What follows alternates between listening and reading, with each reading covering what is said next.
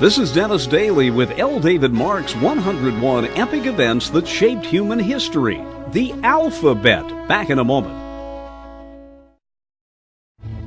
Starting in 1050 BC, the Phoenician alphabet, which then consisted of 22 consonants but no vowels, was spread throughout the Mediterranean by this seagoing people.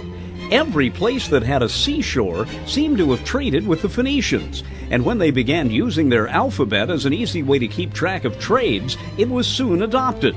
Because money and trade were involved, people were highly motivated to learn the Phoenician system of wordage. The Greeks later adopted the Phoenician alphabet, adding vowels to it, which worked very well.